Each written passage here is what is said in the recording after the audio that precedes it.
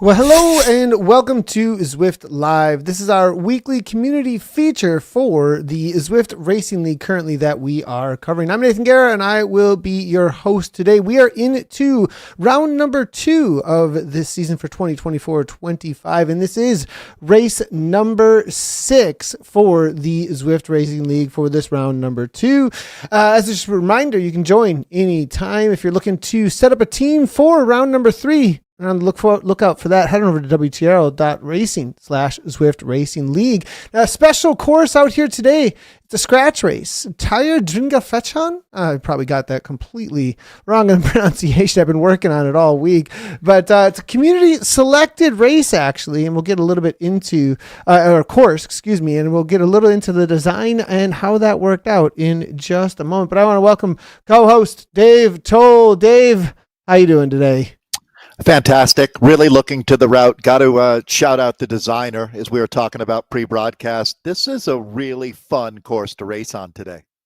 Yeah, it is. It is. And I'm pretty excited for the way that this is going to play out. It's really unique, actually, this course. The way that it uses Watopia, let's go ahead and take a quick look at it, actually. It's going to be one lap, 31.5 kilometers, 19.5 miles, 349 meters, and 1,149 feet of climbing. As you can see, we head on over to the first little bump, a little longer than a bump, maybe 5 minutes or so of climbing of the Watopia Mountain over the drawbridge. But then we take a suspension bridge and we take a right-hand turn on the cutoff, actually, along the cliffside there, and then head back down into Watopia, and we actually do some new roads as well over there. We do the reverse Watopia KOM, take the cutoff, and then actually do the second half of the forward KOM, make our way around over to the volcano, and then over to Titans Grove reverse, which is, this is a really great course. Fantastic course, super strong field, all the points waiting at the checkered flag at the finish. It's going to be straight up Donnybrook out here today, Nathan. I would expect we see aggressive racing early. Having no FTS or FAL when you look at the points racing, this is a scratch race. It's all about the finish. So the dynamic really unique out here today. This is the 6th race, and some teams are going to be looking to make their statement here and try to climb up the overall standings table. Well, last week we were out on Keith Hill and we saw an amazing effort actually from none other than Ruben Dhondt, Dave. What a battle and what an effort from Ruben from that Abus Synergy Esports team. He made a last-ditch effort for the line and really put himself on the map a little bit, I think, here in the Zwift Racing League. I've been a big fan of Ruben's, Nathan, for a long time. This is one of the great stories that we've got in our community. And yeah, credit to him. A lot of hard work gets you to this point, that's for sure. The men and the women here with the EMEA Central, it's the highest level, really, that we're seeing in the ZRL right now, Nathan. And to win outright, and today's winner, man or woman, will have really earned it. That's going to be a feather in your cap if you can win on this course. First time we've ever raced on it, community designed. This has got all the bells and whistles. Yeah, it definitely does. Now let's go ahead and hear from Ruben, actually, and where he's come from.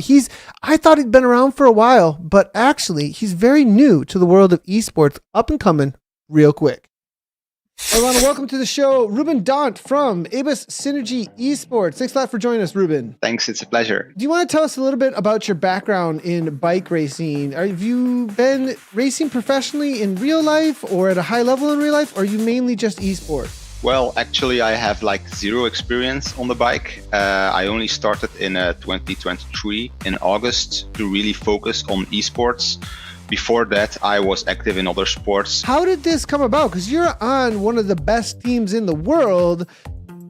Was this just a completely new thing to you? Or give us an idea of how this worked out.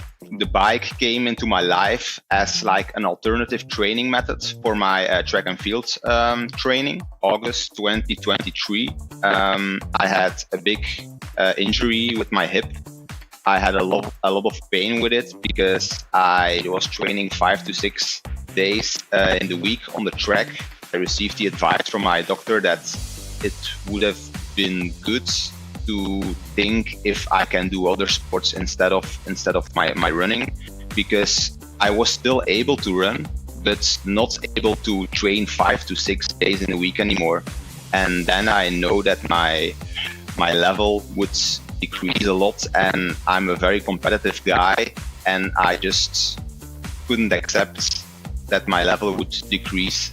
So then I just made the ad hoc decision to stop running. I put my spikes away and I started on the bike. So when I started on the bike in 2023 in August, I had already quite a good level because I was a well-trained track and field athlete. The only thing was that I had no experience on the bike. Of course, I have a little brother that showed me some skills and gave me some tips because he's going to the World Tour next year. So in that sense, there was already some bike experience in our family, but it was just not with me, it was with my brother. When I was in the community team, I was always thinking, it would be nice to go to the elite team.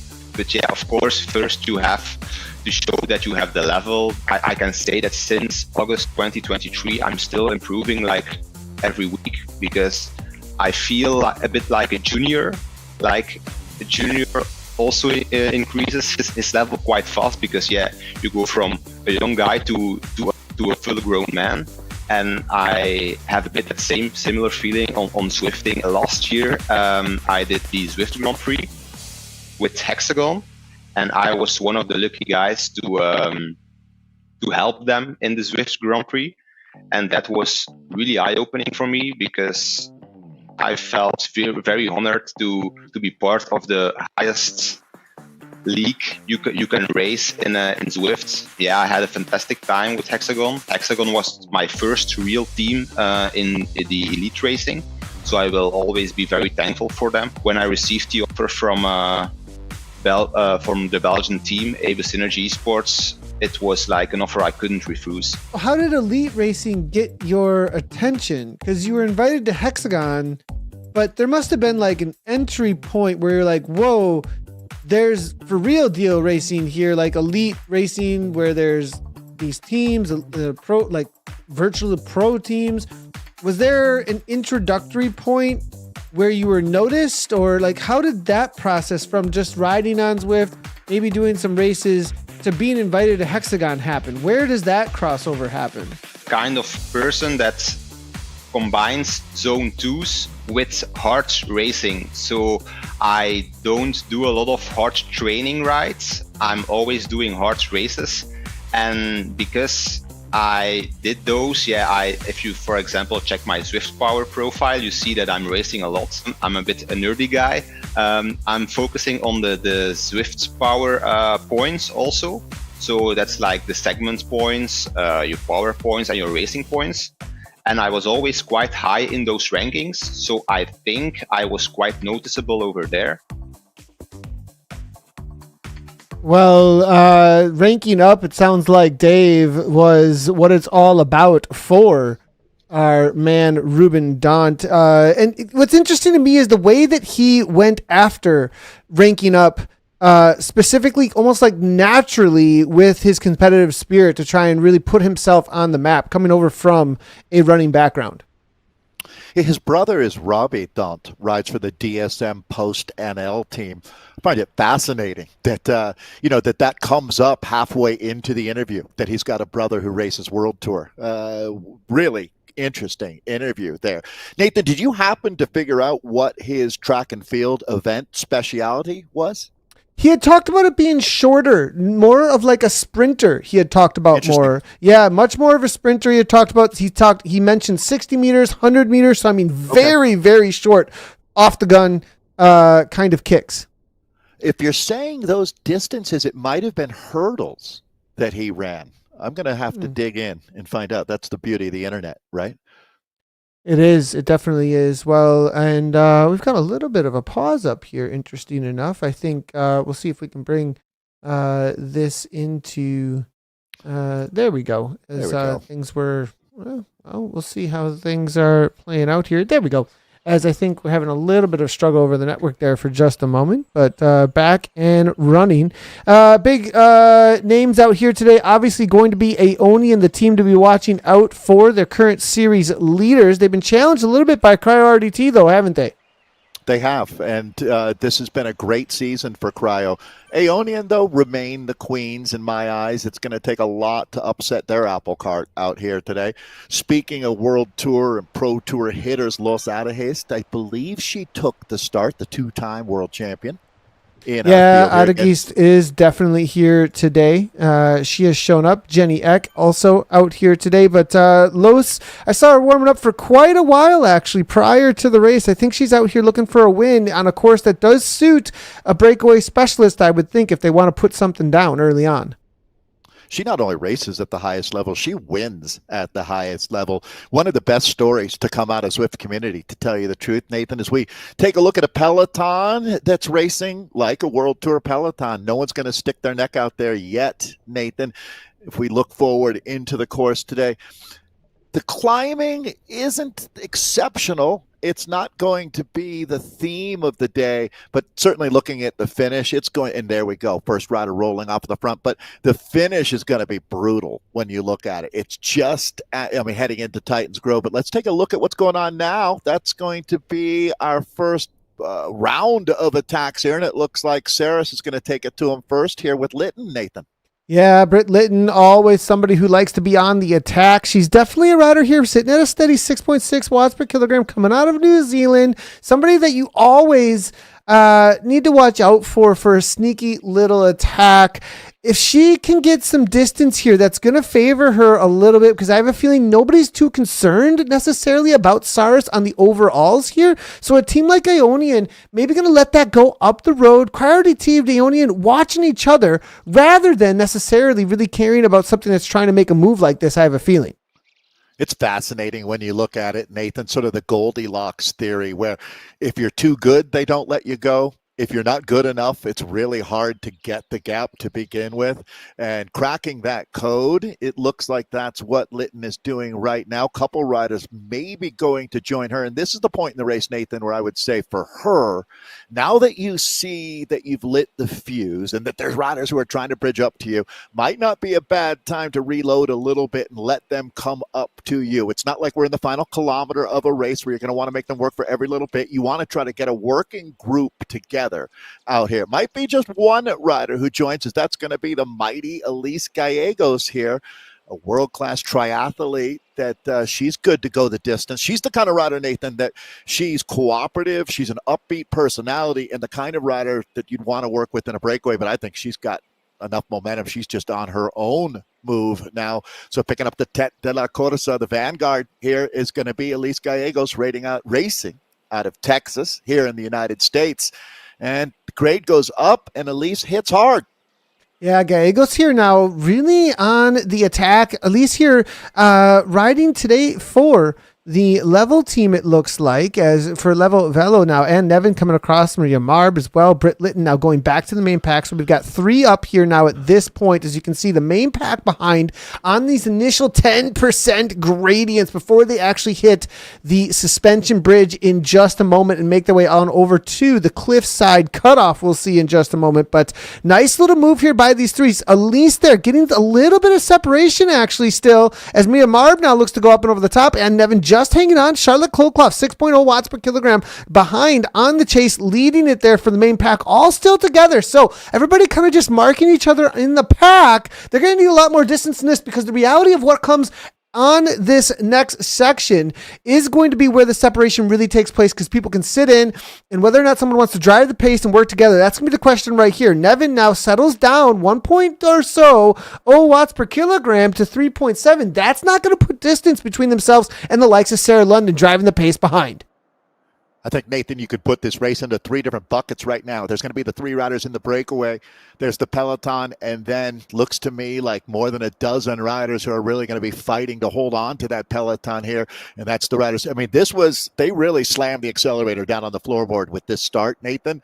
Is that kind of climbing coming? Maybe that's partly why Los Adahest was warming up so much today. This was kind of like starting the race in a French village and going straight up a mountain to start, more or less. And we're going to find out where the chips have fallen as Blanco from Electric Spirit Co.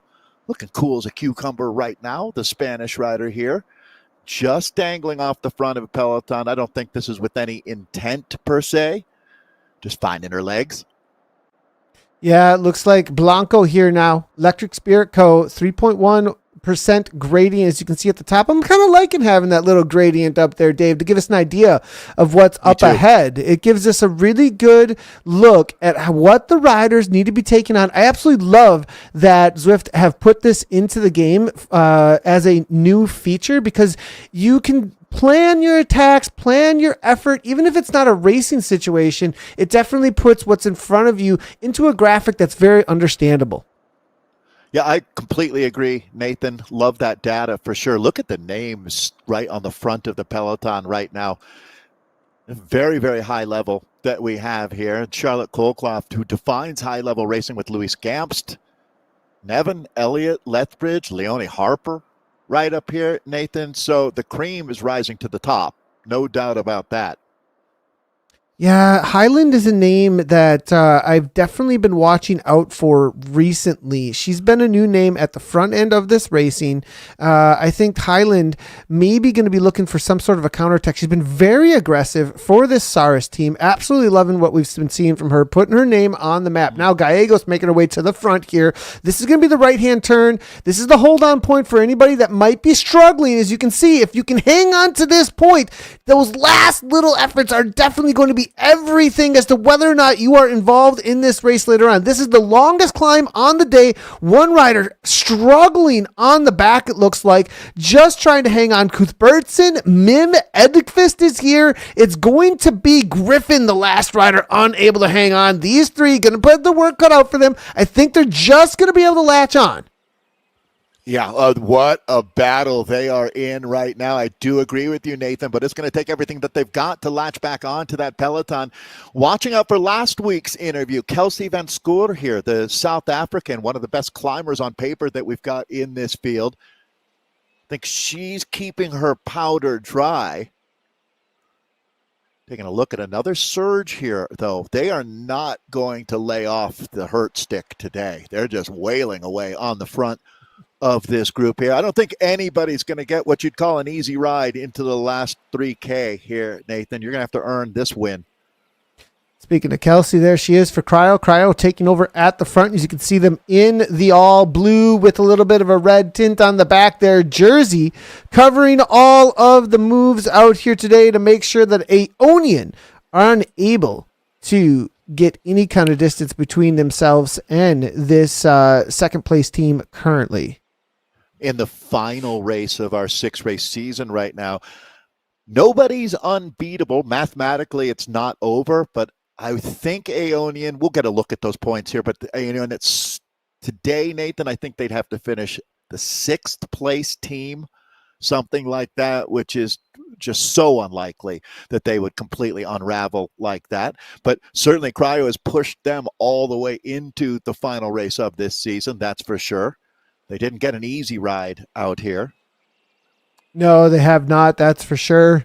As I think that Aonian pretty secure at this point. They would have to have quite the upset of a day, wouldn't they, in order for anything to change? Almost, knowing their consistency on the likes of impossible, but not completely impossible. There's always a chance, but Cryo would have an outstanding day out here today, challenging some of the best esports racers in the world. Yeah, and not only would Cryo need to have a great day, they'd need 5 other teams to have the best day of their lives, to tell you the truth. It would take a global internet meltdown, I would think, for Aonian to not take the win here today. But as you said, Nathan, it's not over till it's over. That's for sure. But I think really the story today for our viewers is going to be, this is a bike race, and it's going to be a Donnybrook as far as what we're going to see into the finale, especially, Nathan, as relatively calm as things are right now after we got up and over that first climb, sort of separated the wheat from the chaff out there. And now we're getting down to baking some bread here with our reduced Peloton. They've been punching tickets out here, but I think we might hold off for a little while before we see another volley of aggression. Electric Spirit Code just continuing to control the front. This little section is one of my favorite new sections, actually, out on Zwift that we're looking at here, as the riders are taking on this cliffside. They are going to have an extreme downhill in just a moment here. You can say Aeonian all on the back of this pack, sitting in, and that's a great place to be because most likely on this downhill, nobody's really going to be able to go anywhere. You'd have to kind of get a little distance prior to this to get some sort of an advantage on this downhill. Trying to get separation on the downhill itself, not always the best tactic, but if they did have any kind of separation, this negative 3% right here, you'd want to be getting into that 57 kilometers per hour or more, finding that super tuck and pressing on. All right, the group all together, fanned out across all the usable road right now. 31.5 kilometers of racing. They'll be finishing up in Titans Grove today. What's going on? Aeonian, Nathan, going to play their cards when it matters at the end of the race here today. Don't be alarmed seeing the team with a couple riders on the back. We've talked about that in previous broadcasts. It's been a great season following the EMEA Central Division 1 women, and we've gotten to know a lot of these athletes well.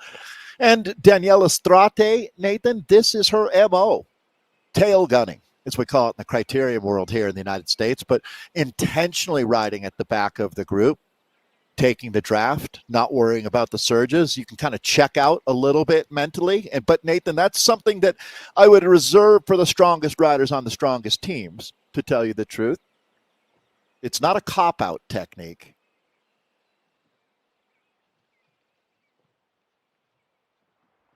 Well, Coalition on the front, very much calm as can be. I have a feeling that the way that the riders are going to ride this here from this point forward is most likely. Well, look at this. People coming back. The race finish actually. right now, Aeonian would lose this season.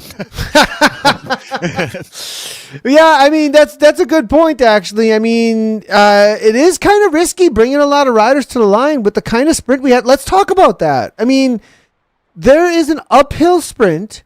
Oh. You know, I mean, you've got a lot of really strong riders, obviously, with Aeonian. They're saving their matches. It's a scratch race out here today. All they have to do is cover and kill, you know, but there's also the reality that you're bringing a large group with you to the line, and if they got a good kick on the day, it's a little risky. It's certainly riskier than the other technique, which is just brute strength, and I have a feeling around 16,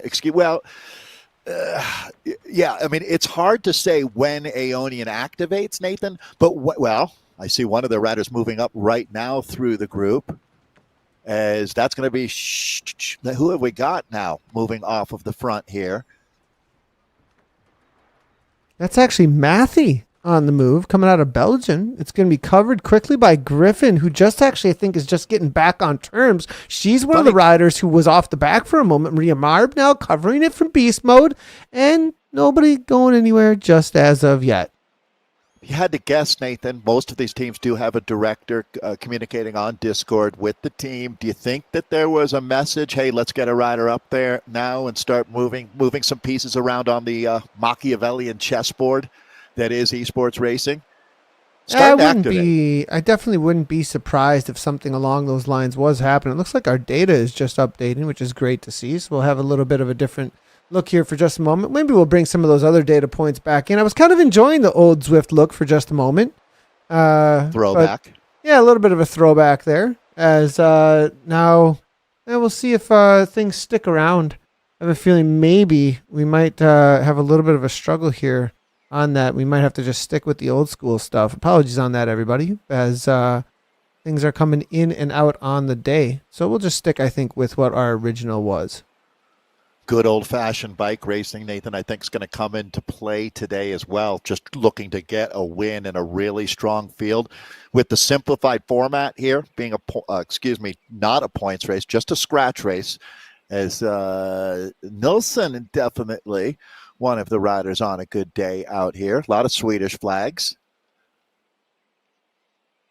Well, now we've got to move off the front here. It looks I'm trying like. to pick up who that Is that going to be? I wouldn't be surprised if that's Britt Lytton again. Is that who that is? No, it's actually going to be looks Monday. like a white jersey. Let's see if we can figure that have out. me thinking Swedish Swifters. I thought I saw some pink in there, but we'll double check. Yeah, and it's going to be Elliot there from who is this? That is going to be an Elliot from the SARS team. At least Gallegos now covering that. I think maybe on the incorrect kit in game there, but definitely riding 4 SARS as it says in game. 2 seconds up the road now, these 3 making the move. It's going to be Gallegos, Elliot, and Marb now with Kalman, it looks like sitting in for Castelli here. Nobody really making any kind of moves. Now, this is prior to the climb. That's going to be up on the reverse. If they can get a little bit of distance and then find themselves with some super tucks up and over the top of the climb, that's going to be very helpful to them. 3 seconds, it's a good little gap, but not going to be enough, I don't think, to hold them off. No, but it's definitely stirring the pot a little bit right now, Nathan. As you can see that this is causing riders to respond. I think we're getting into the back and the forth that really good bike racing sees. It's not a huge move, but it is changing the dynamic in this peloton. The women that have made it through this threshold to this point, Nathan, it's a whole different bike race now. You can see that next group way down the hill here. So if you've made this selection, your team's got to be loving that. You're going to be in the mix for bigger points, that's for sure. This is going to be Gallegos. Now, I'm not used to seeing Elise in the level kit, but this is Elise Gallegos now. Let's see if these 3 can, well, I don't know that they are working together, Nathan, as well as you would hope if you're trying to establish a breakaway at least, as that's going to be Maria Marb here, the mighty German rider, with Elliot on her wheel. I don't recognize that kit. I like it, but that's definitely not the Sarah's team kit, which is the white and pink that you'll see back in the peloton.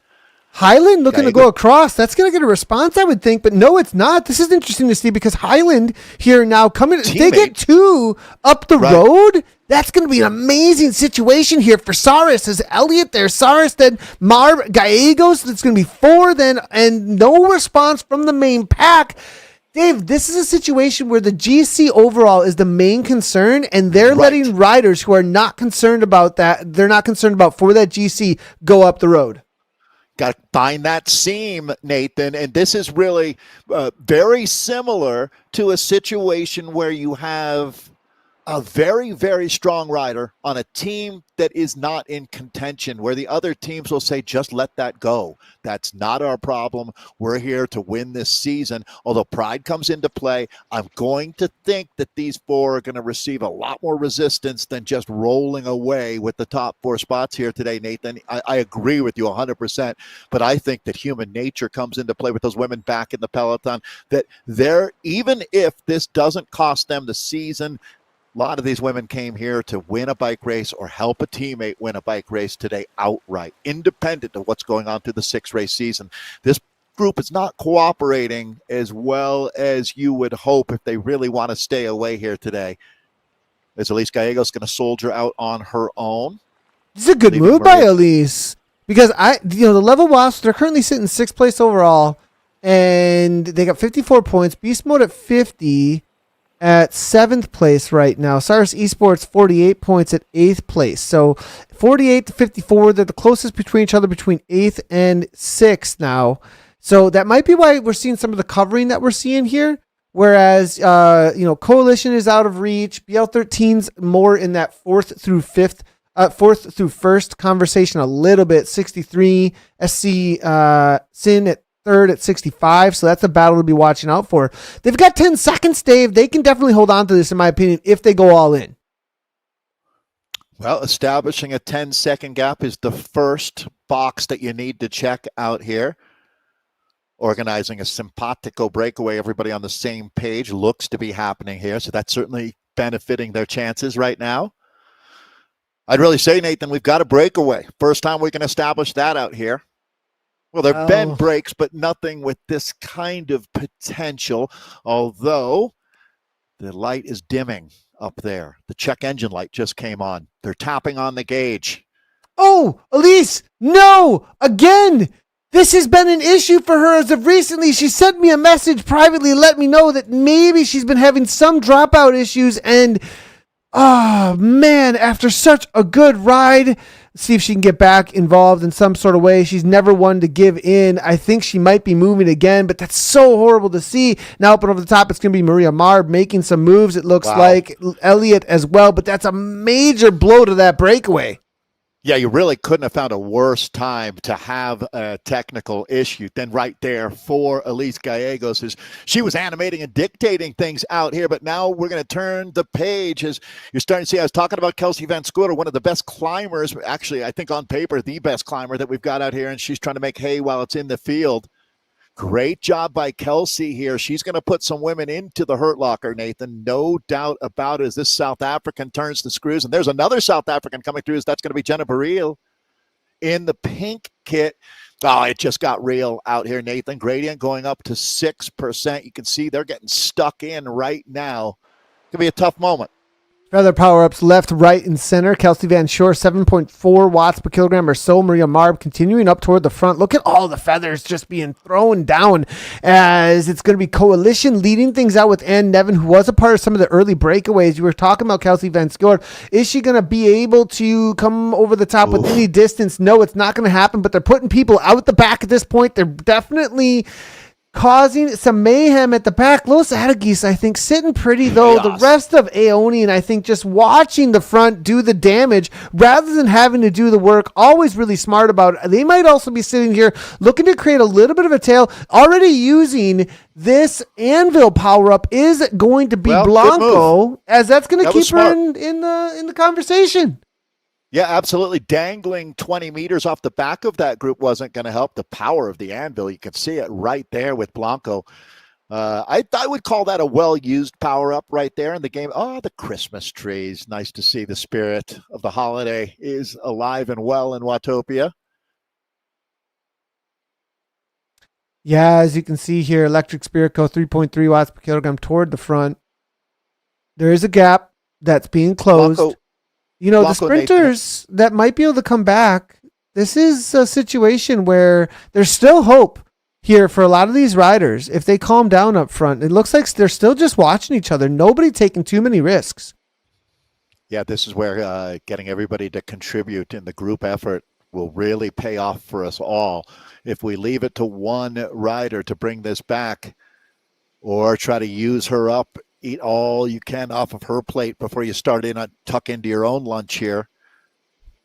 You might think, of course, they're going to come back here, but it's going to take a little more than this, Nathan. McGregor from Riot, now also back here. I'm loving to see these chases. Talent. Oh, look at Gallegos. Gallegos has a crew with her. If she comes back, Dave, this is massive. 4.3 watts per kilogram, 18 seconds. It's doable, too. There's plenty of flat landscape up ahead. She could make this happen. They could see her doing this. She's got a level teammate with Mim back here. I don't think Mim was actually dropped. I think she dropped back to help out Elite. This is massive because Level are in the conversation, I think, for a top 6 or so, maybe better. I'm loving this spirit right now. Yeah, I mean, my concern is the size of the gap, to tell you the truth, Nathan, because as we get down to the nitty-gritty of this race, the pace is only going to pick up in that front group. How can you not be pulling for Elise Gallegos, though? She's become a community favorite for sure. And, you know, if you weren't with us, had a technical issue just a few minutes ago as she was leading the race or riding up in the front group. Now we're watching her trying to chase back into the Peloton. Boy, this is a now or never effort, to tell you the truth. You get back in the next 5 minutes or you don't get back at all. 16 seconds up. Now, here they actually head on over to the volcano, right? And because they had, oh, man, all those anvils, this is going to really call. Yeah, you're right. Is this going to be way too much speed, Dave? So they're going to lose another 5 seconds over this kilometer with everybody deploying those anvils together. That gap, they're going to unfortunately have to give a little more before they start reeling it back. And this Peloton has activated full on right now. Do not take a U-turn. Working on it. No U-turns, everybody. No U-turns. Falensky here. looks like out of Germany, settling in at 3.0, 48 kilometers per hour. I'm going to try and keep an eye on the Gallegos situation behind here because I have a feeling they are not giving up. I know that Elise is the type of athlete that is not going to throw in the towel. She's a fighter. She really is. Now, this is what they need, is just a little bit of a reprieve. Get some riders watching each other. Oh, Alice Lethbridge is out here today. Who's Alice riding for today? As she's showing up for Coalition. Great to see Alice back in amongst the elite crew right now. And coming out of the UK on the nice, what's her setup here? The Canyon with the die cut. That's exactly what I'm going to be using. I think speed is going to be king and queen out here today. There was a little bit of a move for a second there. I thought I saw from Saris maybe trying to keep the speeds high because they are in a battle, I believe, still with that level velo. Now, you were right, Dave. They lost almost another 10 seconds, actually, as we look back here. So, Nathan, you know what I'm looking at now is the fact that Essie's reverse, my anticipation is that you see Aeonian go all in at that, just push every chip into the middle of the table at that point. You know racecraft so much better than I do. What do you think? Is that a viable attack point for them today? Yeah, I think it's going to be interesting. It's coming. Let's be honest. It's coming. Aeonian will go big out here. I have a feeling they're going to save everything for the Titans Grove. Just get into I really think Titans Grove, they know that one so well. I think they know that everyone's going to be pretty tired from the climb. And I just get the feeling that that's going to be the main place they're going to focus. So you know what, Nathan? I guess that's what I think they could do either and be successful ultimately. But betting on yourself, believing in playing to your strengths, Aeonian should have every reason to think that they could pull that off. Loving to see the work here by Mim continuing to press on for level. Let's see if Gallegos now, are they getting any help is my other question. Or are they the main ones having to do all of the work? It does look like the restart rider here, Cuthbertson here, making a little bit of a press on the front, 4.4 watts per kilogram. So that's steady Answering here. Your question. Yeah. I mean, that's very encouraging here. I do have a bad feeling for this group, Nathan, unfortunately, with what is coming up there. There are some strong women that haven't even really flexed yet up in that front group. Poor Elise. I mean, she would be right here in the mix. So they're doing 37. I'm just going to try and do a little comparison on the speed differentiation.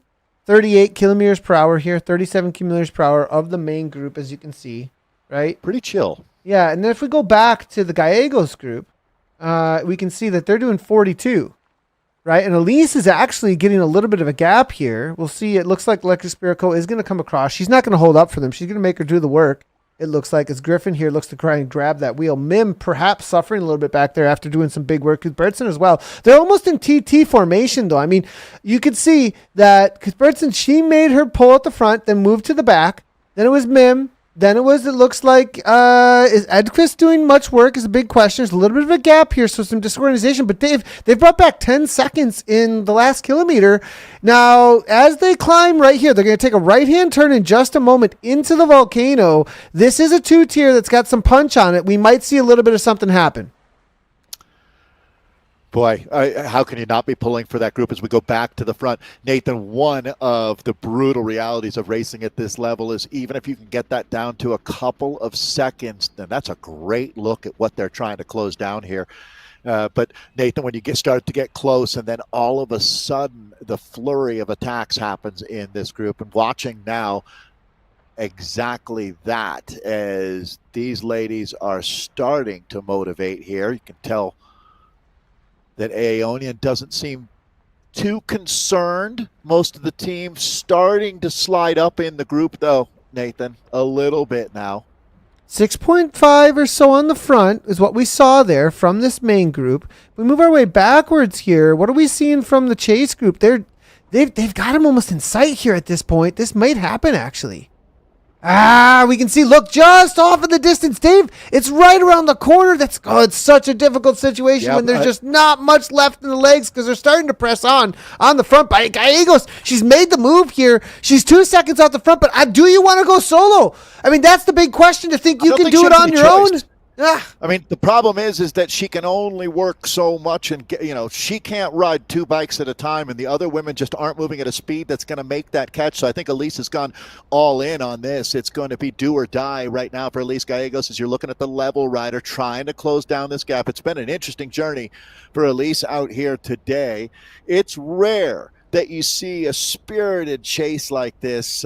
Great job covering this, Nathan, as we look at what Elise has. The problem is when she gets a little bit closer, do they drop that hammer? If Elise can get into the slipstream, this is the ride of the day. This is the moment right here. She's got a kick now, too. Like this moment, I've done this section so many times where, 49. 5 watts almost per kilo, getting close. Oh, boy. It's all about the speed right there. It really is all about the continuance of the speed. And will she have it? 44 kilometers per hour. Daniela Strate on the back, almost giving her a tail. As you can see, 44 kilometers per hour. Strate 41. If you go back and forth between 2, 43, 38. She's going to do it, Dave. She's right there. Well, this is the big surge right now. She's going to dim the power grid, sitting on 6 watts per kilo. Elise Gallegos unlocks hero status. It looks like she's going to come back in. They don't have any reason to pitch in against her, and Elise Gallegos makes the catch. You are my hero, Elise. What a ride. Now, Nathan, do the other women get back? Let's see what's going on there. Well, they have 10 seconds. 10 seconds. I don't know. Elise is going to have to really rest up now. I mean, that was massive effort. I mean, essentially, that was the winning move being used up, essentially, wasn't it? Well, that's a really good point. A tough way to look at it, but pretty accurate. Even Santa is impressed. Make sure that Elise is well rewarded on the 25th, my friend, as she earned her presence. That's going to be for level. The spirit of the team's got to be sky high. When you have a rider like that on your team, it elevates everybody, Nathan. I love that. I really do. So Elise Gallegos, way to wrap up this season here. That'll be one of our standout moments. If you went back, Nathan, over 6 races, a month and a half, that was one of the biggest efforts that we've seen. Huge. You don't have to win the bike race to win as a human, Nathan. That just showed the quality of character that Elise Gallegos have. 90% of the races that I know probably would have settled into racing back in that next group. It takes a special person to go that hard, that deep, and coming back from a technical issue. To say it's not her fault is an understatement. Obviously, something technical happens, but to not let that take your head out of the game, that's elite athlete stuff right there, Elise.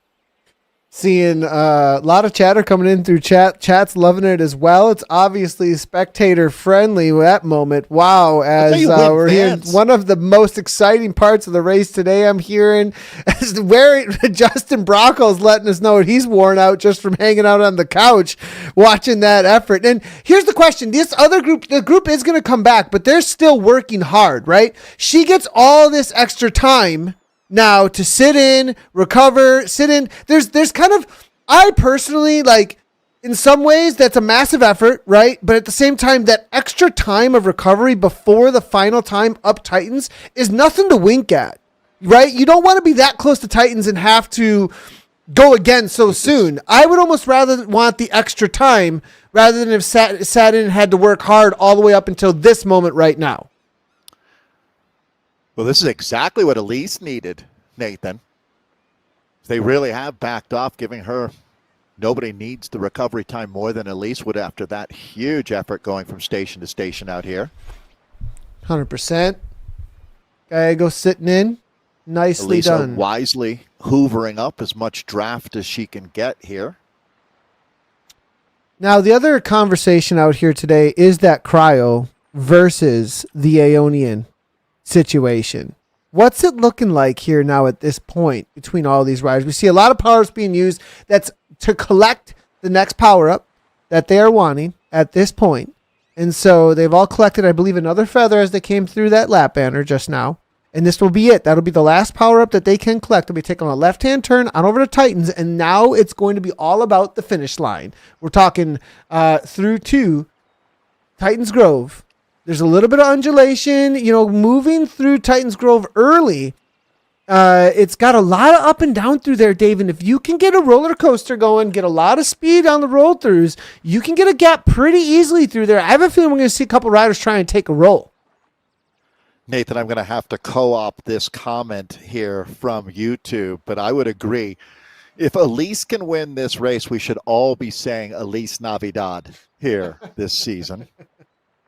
Pretty good one. I gotta say. It is a good one. I'll have to give it that. That's a pretty good little rhyme there. As now we've also, I mean, there's all kinds of. Lisa's ever heard that before. There's all kinds of little plays on words. Gallego is in the chat as well. So way to make a positive out of a situation as well with the way that went down. She was probably so mad right at that moment when she had her technical issue, and now has turned it around with that effort to continue on, to not give up. And now it's a moment that we can all look back toward at this season as a highlight of the season.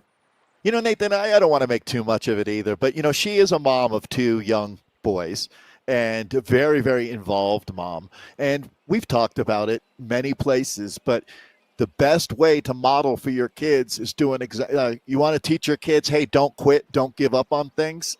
Well, do what Elise did. They watch you doing that, and you're personifying it. You're not telling them what to do. You're showing them how it's done. I would imagine Elise's 2 kids were watching that today. Actually, we're in school time, aren't we? They're probably in school, now that I think about it. But well, maybe watch it back. She'll put it on the TV later tonight, perhaps. Yeah. That'll be as a watch back. But you get look what what I'm Mom saying, did Nathan. today. As a parent yourself, I'm sure you've seen how modeling positive activities has a huge impact on kids. Now, we've got an uphill sprint today.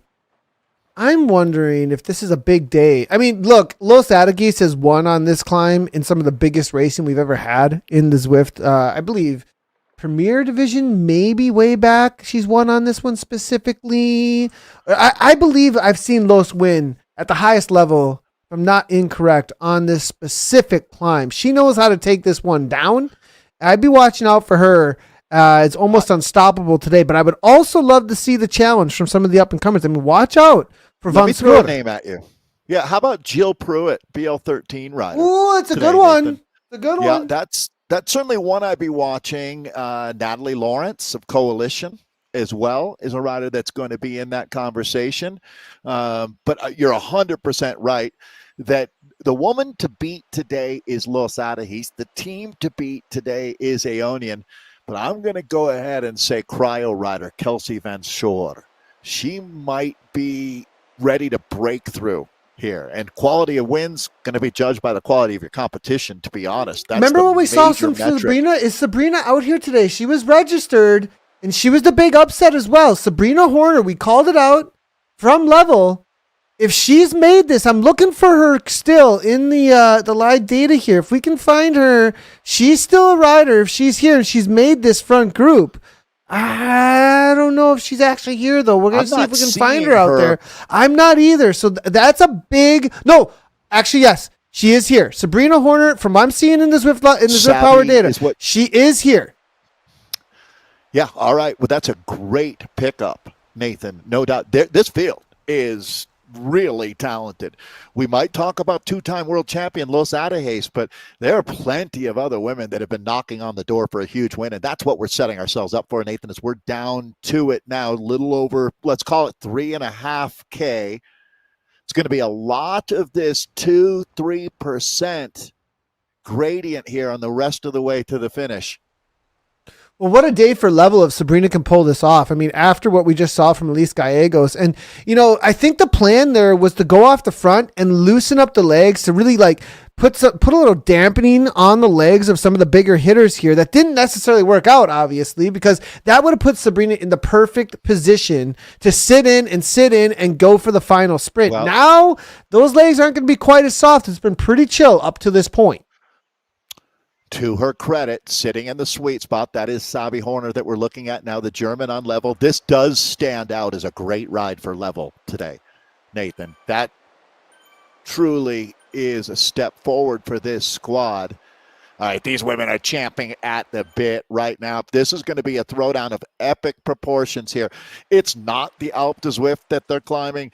It's just steep enough to make it really, really hurt. These women are going to be scraping the bottom of the wattage barrel out here, Nathan. There are a lot of hitters in this group, and it's a much larger group than I anticipated seeing at this point.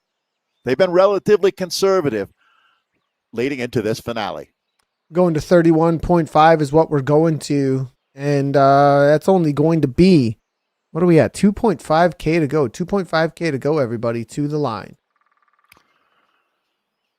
Oof. All right. My heart goes out to these. You've got to be a stout sprinter to take a win out here.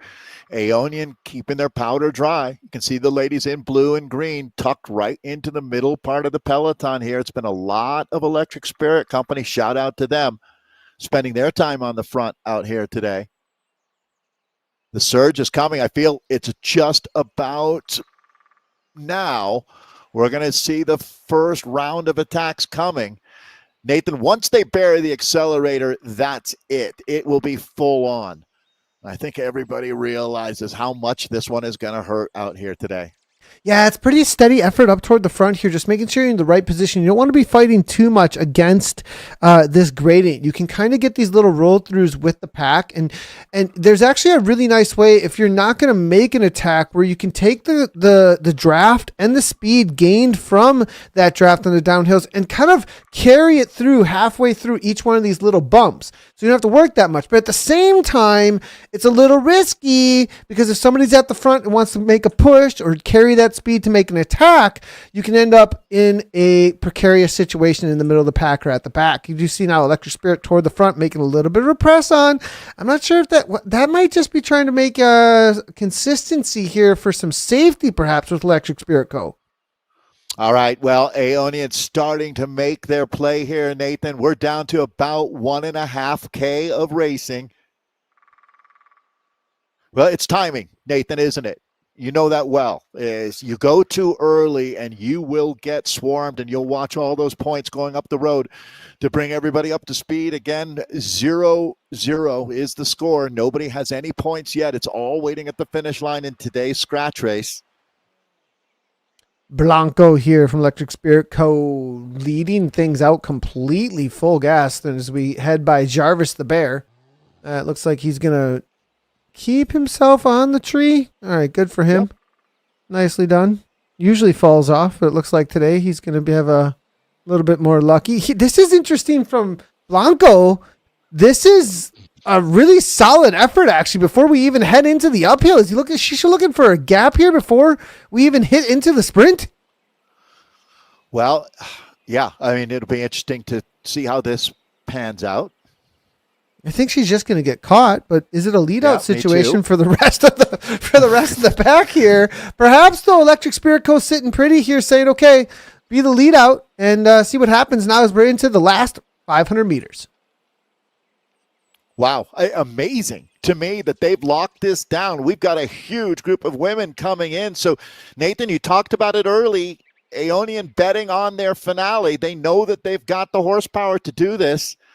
I don't think I've seen a team show more patience than what we've seen from Aeonian here, the top team through the season. Will they be the top team out here today? You know, I mean, Nathan, it's not going to backfire on them. I have a feeling these women know exactly what they're doing, but now is the moment. If you look at that David and Goliath battle, well, if you want to beat Aeonian, you've got a chance. If you're multiple teams out here, you are in the mix here with now just hundreds of kilometers of racing remaining, hundreds of meters remaining. 100-kilometer sprint to the line quickly. Kelsey van Skjorda here now out of South Africa, leading things out. That's not exactly where she wants to be, but maybe she's going to be able to jump onto a wheel that does give it a go. 196, 197, 90s, 190s for the beats per minute right now, as you can see from van Skjorda. It's going to be Nat Lawrence here, nicely positioned for Coalition already.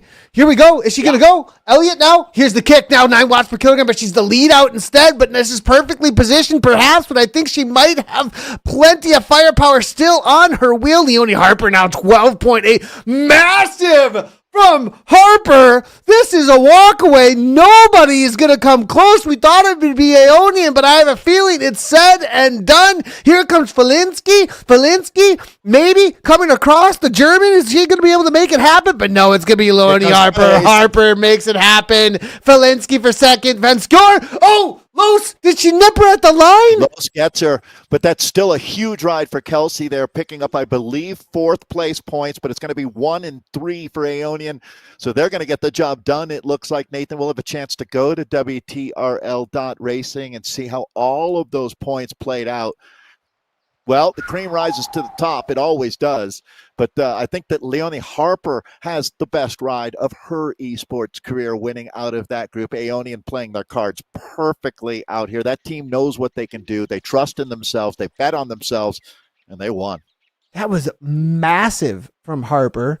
I mean, look at the effort. Easily just walks away with this one. And Nathan, Aeonian spent 200 meters on the front today, maybe even less than that. I mean, they absolutely knew what they were doing. They dissected this race today. It's a big one. They're coming through. This is going to be the finish between Kelsey and two-time world champ Lawson. I think she just got nipped at the line. She just got nipped at the line. We'll double check for the results, but I have a feeling that it was a close one, but unable to hold off. What a great course. Really fun to race on. Want to make sure we thank Brian Culliford for designing the course out here, CLS rider, who knocks it out of the park with that one. Yeah, really, really well done, actually, with the course out here today. And, you know, I absolutely have loved this new thing added from WTRL, this whole course design where people can go out, ride their course, design it, get a first look for themselves of whether or not they enjoy it, and then they can submit it for the community to vote on their top 3 from a judges board. It's a really cool situation that WTRL has put out there. Yeah, there's so much creativity in this community, and tapping into that. I mean, that's been part of what Eric Schlange's been so great about, is shining a light on these folks in this community that have some great ideas. So well done, Brian. Thank you. The guys get their chance out there, Nathan, on the same course. Yeah, we'll jump across to the men in just a moment. Let's go ahead and hear, though, a little bit more from our friend Ruben Dhondt. He's out there for the win, he said today, and more about his story of being an absolute newcomer from August 2023 into the world of esports, now riding for one of the top teams, won last week on Keith Hill in a breakaway ride. You're kind of a natural homegrown from the heart of what you like about competitive sport. It kind of just clicked with you. It sounds like you just naturally started looking for somewhere to rank, looking for somewhere to compete, noticed that there was some sort of structure kind of buried in Zwift Power, and then it got you noticed, and you worked your way up the ranks and were discovered by these elite teams. That's where the coolest stories, and one of the heartbeats of mine, like, that I'm trying to sing out to this community. So I think that's an amazing story, Ruben. Yeah, indeed. Like, I started from a total nobody with no experience, and all of a sudden I was taking comps. I was getting better and better. My Zwift craft was getting better. My power was getting better. My feeling when I have to start a sprint or start an effort was getting better. And also, yeah, from nutrition side, for example, in the past I was just drinking water, but yeah, my brother has a lot of experience with taking foods and gels and so on, so he was also helping me with that. Team Abus Synergy Esports invites you over, and now that you're on this team, what's the dynamic like? What's your role there? What has it been like being a part of this team? Well, it's just a dream come true, because in the past I was always aiming to be in the best Belgian team. How much are you training? What does your typical day in training look like? So basically, I'm not doing a lot of structured trainings. Of course, my training app refers to some trainings sometimes, and then I just decide I'm not in it today. I just want to do a race, and then I just check if my coaching app is giving me sprints. Then I will try to go for a sprint in the race, and if it's more like harder efforts, longer efforts, I just go for a solo, and hopefully it's a gold medal at the end. You never know. But as I said, I'm a very competitive guy, so racing and training combining is very good for me. Anybody who's newer to this space, any suggestions for them to start getting involved? If you want to get better, consistency is key. It's really key. Only 30 minutes a day is enough, because I'm also not doing 4 to 5 hour sessions. Of course, I also don't have the time for that, but I just try to have a certain consistency. If I have a day off the bike, then I just try to do a good core session or just some good walking, just to have some activeness into your life added.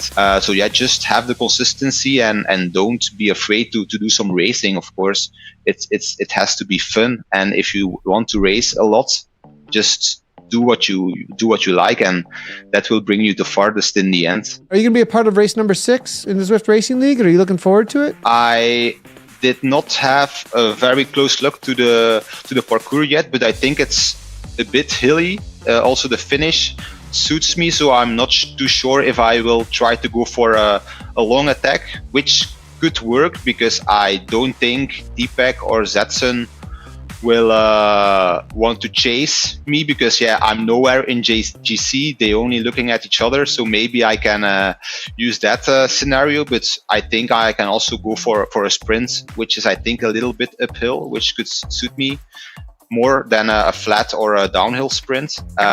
So yeah, let's see about that, but I will be on the start line anyways, and just try to win another race, I hope. Well, Ruben, thank you so much for your time, and I hope it works out for you for that final sprint in this new course that we have out here today. But thank you so much for your time, and good luck to Abyss Synergy Esports. Thanks for having me. So great to hear from Ruben. Dave, we saw quite the move from him last week. We're back in with him again. Gets the interview and starts kicking 12 watts per kilogram at the bottom of the first section. But Fabian Devola and G. Smets, they've been off the front from the get-go. This is a great move for him to try and go across and be a part of a major breakaway. All Belgian breakaway, Nathan. You got to bet on this man. I think he makes it. Loved the interview, Ruben. And he's going to go right by Smets and join up with Fabian here. These two, they could be gone. We're only 4.8K into this 31.5 kilometer slugfest, and the Belgians are putting it to them right now, Nathan. Ruben Dhondt, 9 watts per kilogram coming across to Devola. Devola now 7 watts per kilogram, 181 beats per minute currently from Dhondt. Dhondt now comes up to Devola. Does he go right by? Now up to 8.8. Says, forget that. I'm not slowing down. Devola says, nope, can't respond. Rolstius there from Zedson, the Netherlands now trying to come across here, but this is going to be a battle against Dhondt, it looks like. Are they going to respond, though? Because, Dave, all right, this is a great time to respond, because you can put your competition on the back foot, but the second that this levels out, I have a feeling if Dhondt has a gap, he can continue. I mean, he called his shot in the interview, Nathan. I mean, he was speaking about exactly this. Now, his team, he's not on the same team as Fabian Devola, obviously. He's Abyss Synergy out here. They're far enough down, as he mentioned, on the overall after 6 races, that he might not be I mean, yes, he's a danger man. He's an absolute monster. But he's not going to affect the ultimate outcome for the teams in the season-long battle. So I still think that the energy and the horsepower that we've got back in this Peloton, they're not just going to let him roll out to a 2-minute advantage out here today. Even just the way that they race amongst themselves, independent of Ruben Dhondt being up the road here, Nathan, I think that even the mighty Ruben is going to have to recognize that this Peloton is so strong out here today. Yeah, it's one of the top in the world, that's for sure, and that's why we're covering it here as Ed Morgan continues on at 5.6 watts per kilogram, 3 seconds on. He backs off to 4.5. More of a tempo, I think, at this point for some recovery. It looks like as Dhondt's heart rate's going to be falling and getting back under control at the 166. We saw him up in the 180s just a moment ago, but they do make contact again with Wahoo, with Kay Anderson. It's going to be the outboards. Counterattack time. Is it? You think? Well, yeah, if you want to race if your team's tactics today are to turn this into a slugfest, absolutely. That's going to be Andresen there, the Wahoo rider. Yeah, it's a great point, actually. This would be a good counterattack time because a lot of times as you come up and over this top, you can see how the gradient will kick up for a second here, up into like 5 or 6%, and then it takes a right-hand turn onto the cliffside. That section is perfect to gain speed and walk away from a pack that's struggling. But will they actually take the bait? It looks like it's going to be Deepak that's making the move.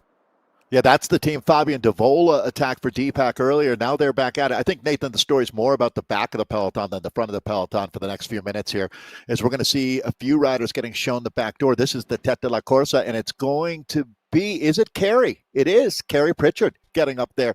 The Welsh rider on Zedsun. Zedsun have been phenomenal through this season, and there they are in the red, white, and black. So Zedsun splitting the group a little bit.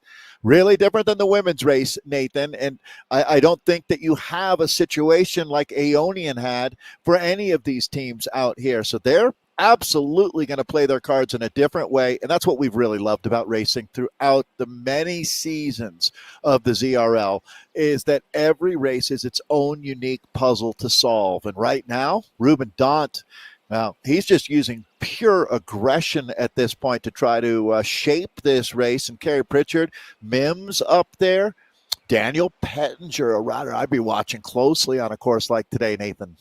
It's one of my favorite sections actually to attack because of the rolling nature of it and the way that it kind of winds through here. You can get a little bit of distance between yourself and another wheel, but it takes a massive punch to get the distance that you need. It's got to be orange numbers. Doesn't look like anybody's really got them at this point, but it can keep the speeds high enough to make those splits really matter that are behind, because people start covering and covering. It turns into definitely a roller coaster or snowballing effect here. Nobody really, it looks like, willing though to do that work, because you just end up shooting yourself in the foot if you don't actually get the distance. Right. And, Nathan, just because you can doesn't mean you should. And there's a lot of riders here that if they committed to it could open up a 5-10 second gap. But then what's next?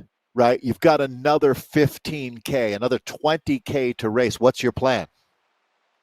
Massive super tucks on the downhill, but then what? I mean, that's what you're looking forward to. And I mean, plan.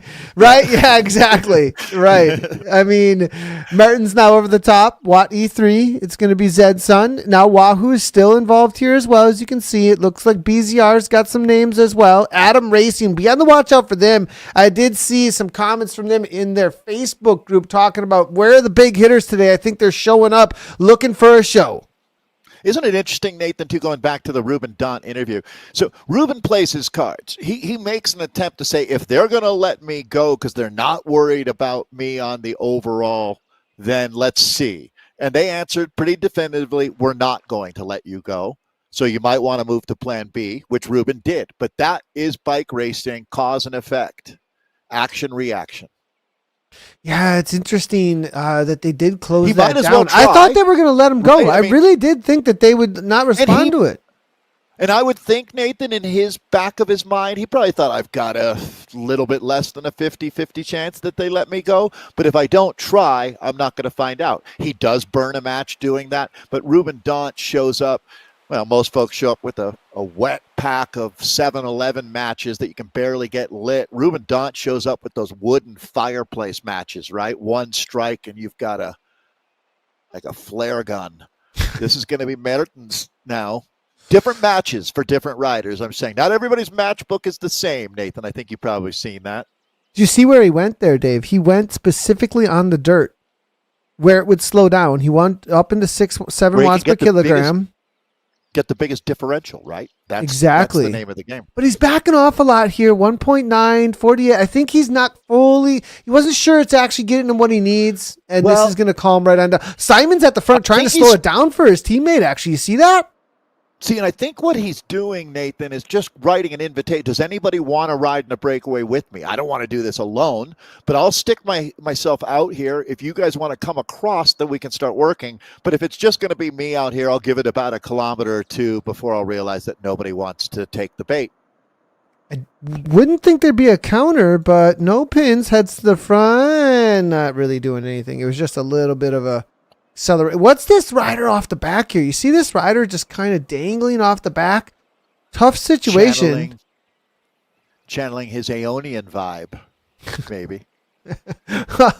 Aeonian is a vibe, I would say. Yes, Aeonian is definitely a vibe. But now, what is going on with this rider, though? 7 seconds, a little too much to have an Aeonian vibe. No, not this rider, not channeling an Aeonian vibe. No, we did see Dhondt there getting the super tuck going. He doesn't want anybody coming back to this, it looks like, as he just made his way to the front.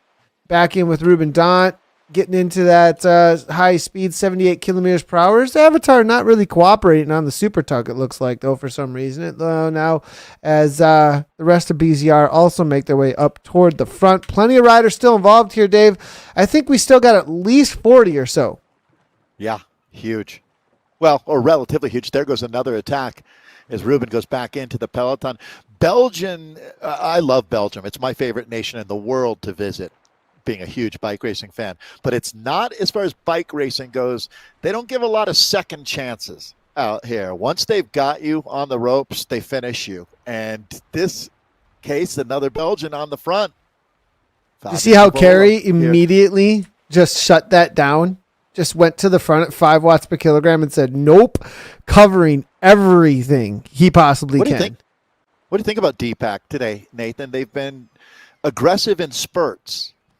I think they're trying to be as smart as they can with the opportunities that they currently have without risking too much, because there's a lot on the line for them out there today. Zed Sunderpants, they've been dominant. They're not going to lose the season. They're at 78 points to 72. But Deepak here, I think they're thinking more about third place and second place, because No Pins R3R are at 71 points and Deepak are at 72 points.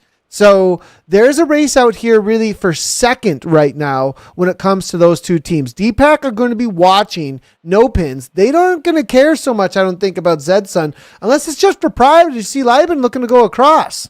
Now, this is a good situation, though. To get in this break with Kerry would be a good situation, though. It's almost impossible, Nathan, to really know what the motivation is. I would think that Zedsun is here to close out a fantastic season with another win, right? I mean, that just makes sense. It falls in character with what they've done all year. But this day really stands alone as a pure bike race as well. Just getting over that line first is going to be a huge part of the motivation for at least half of the guys in this peloton. Would love to have a sweet pre-Christmas win here. Libon getting up there. Deepak covering Zedsun. Again, as Nathan was just telling us, Zedsun comes in with a commanding lead in the season. 6 points, you were saying, Nathan, over Deepak, which is enough that ship has sailed. There's not really an equation that gets you back 6 points in the final race of the season. So racing for that second place. How close was it, Nathan, between second and third? 1 point. 1 point. So that's the race here today, isn't it? Yeah, Saris here versus Deepak is the big question mark. Where is Saris, though? Are they all just sitting in? Have they lost anybody? Are they trying to slow things down? That's going to be a big question. How many have made it here in the front group? Well, that first 3 riders looks like the anatomy of a breakaway starting to form here. Ooh, you put a mutant up there. You put a mutant rider up there. That makes things a little more dangerous here, Dave. They've got some steady power. So this is really a Deepak problem, if you ask me, Nathan, where, they're the team I would think that has the most pressure on them, only a 1 point advantage to hold on to second place. And that definitely, the team has been active. They've been on point today. Wahoo looking pretty good, pretty well positioned in the peloton, or what remains of the peloton right now. So Deepak have every rider, I think, still in the front group from what I'm seeing right now. Oh, no. Excuse me. I'm sorry. They don't. They're missing 1, 2. 2 riders are in the chase group at this point. No Pins R3R are also missing 2 riders, though, it looks like. So it's an interesting situation. Pretty even here between Deepak and No Pins R3R. And actually, I think you could throw Zedsun into that as well, because they don't have 5. I'm seeing 3+1, I believe. So relatively equal on riders left. It's all about your team points today.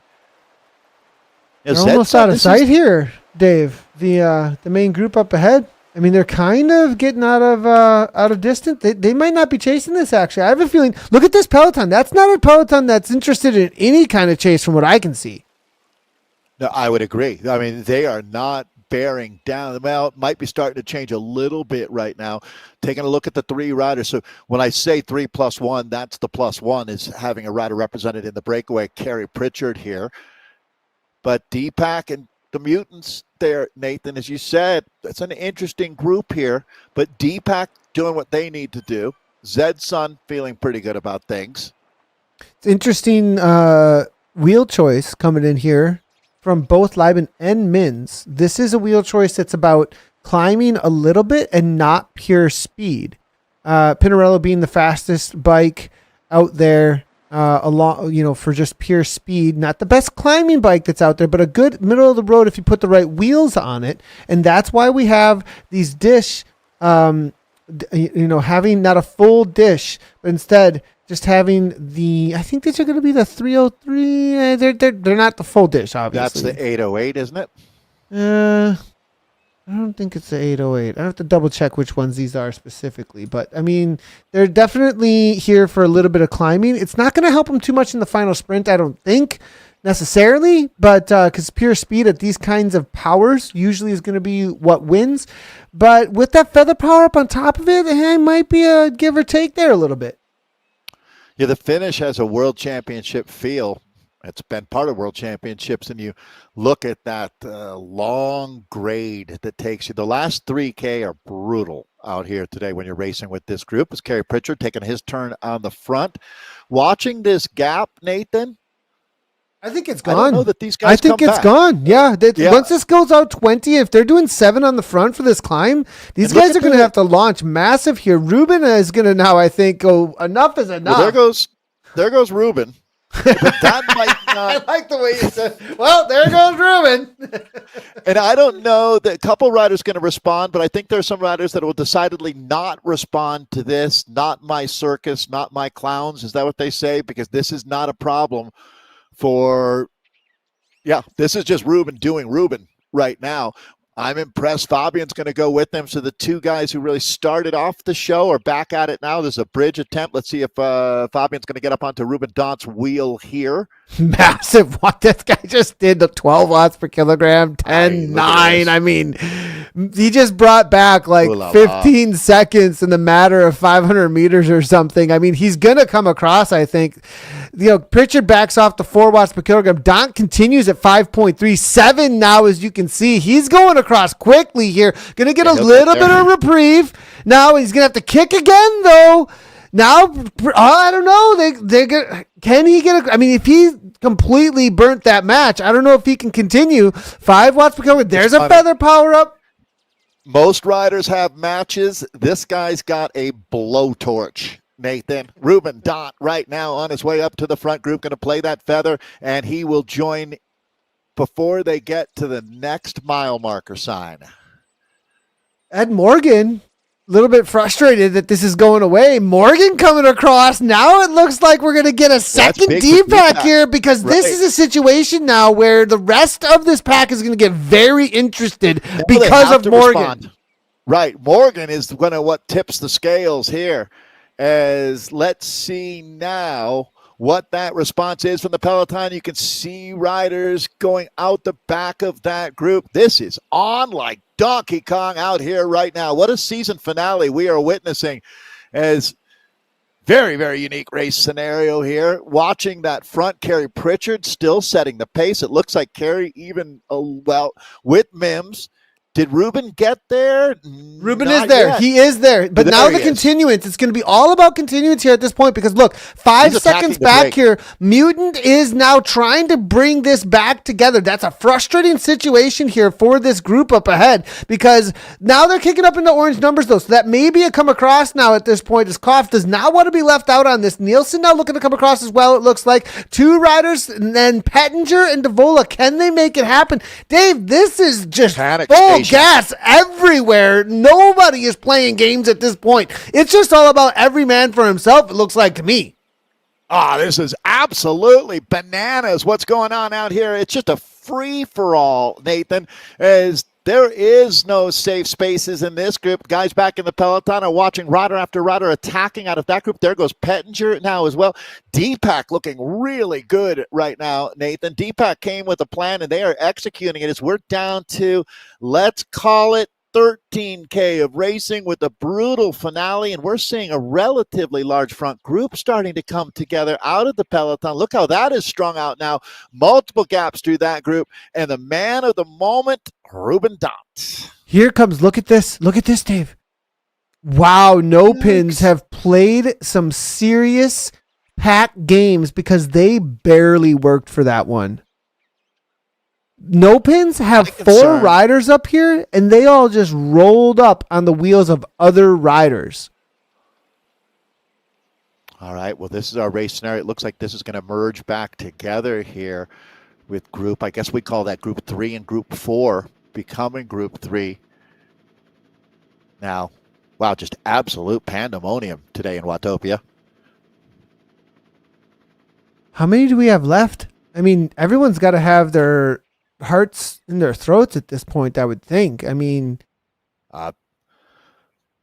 those wheels I see were the envies coming from chat, Nathan, that we were discussing there, the deep dish carbons. thank you so much. Chat, always more informed than I am. It's a numbers game. What? At a certain point. Only so many brain cells versus the numbers in chat, I guess, is what can be handled here. But Archibald now it becomes a chat GPT at some point. How many have made it here now is going to be the question. Let's go ahead and take a look. That's about 30, I'm You saying. think? Yeah. A little Okay. more.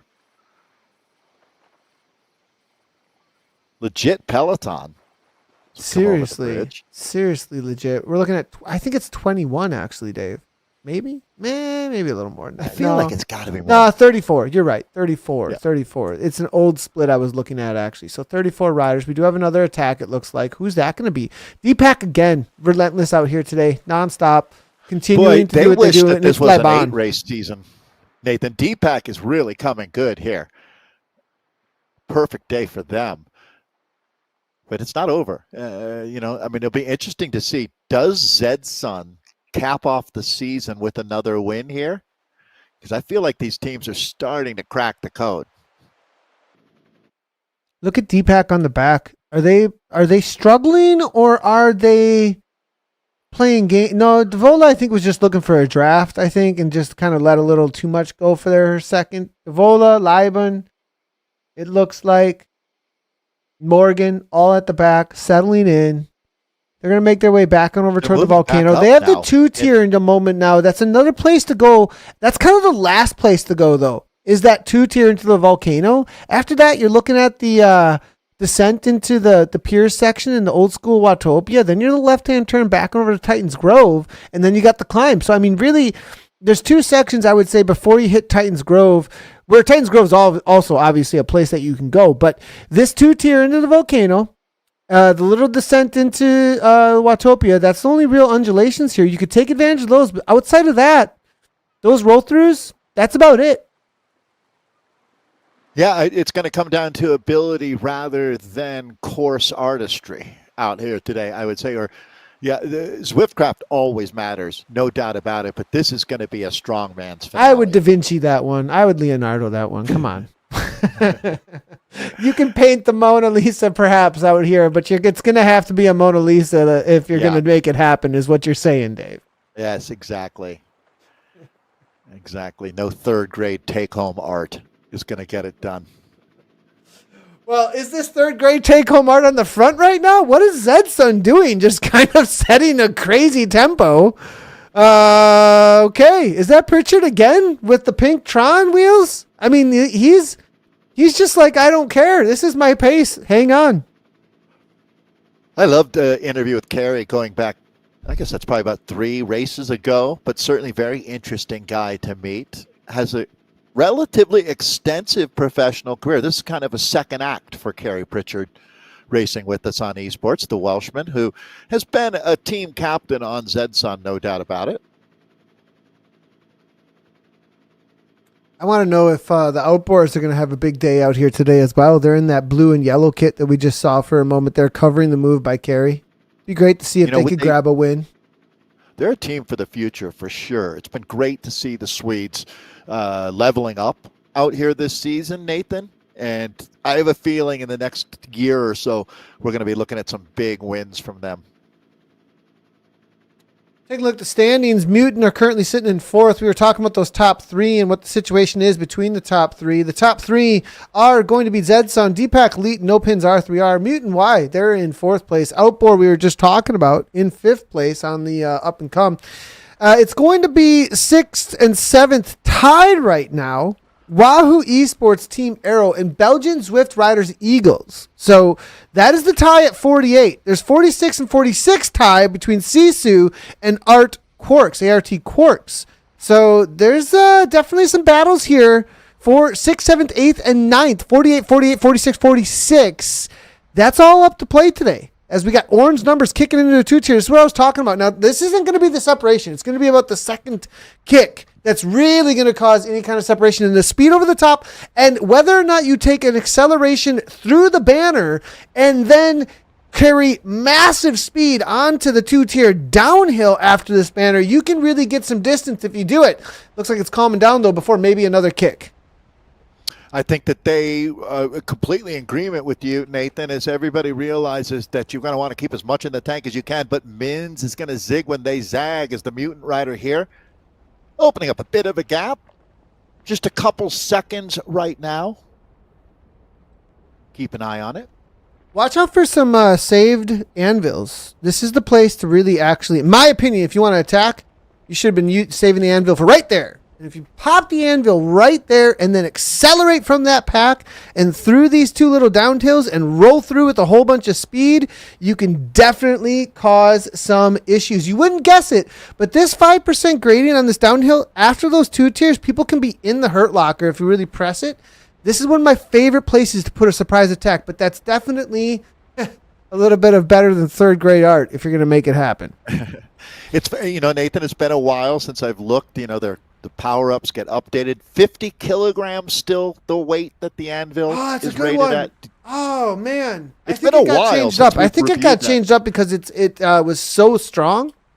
And one of the things they did as well was that they didn't let the anvil negatively affect you, right? So that if you they changed it up. That was actually a conversation that was happening with Zwift directly at one point between old school Zwift Community Live and the developers, and they were like, wait, what's happening? People are on they would kind of made it so that nobody wanted the anvil anymore. Right. And then because they changed it so that it only works on the downhills and doesn't do anything on the uphills, it became one of the strongest power-ups in the game. It's a game changer when used correctly.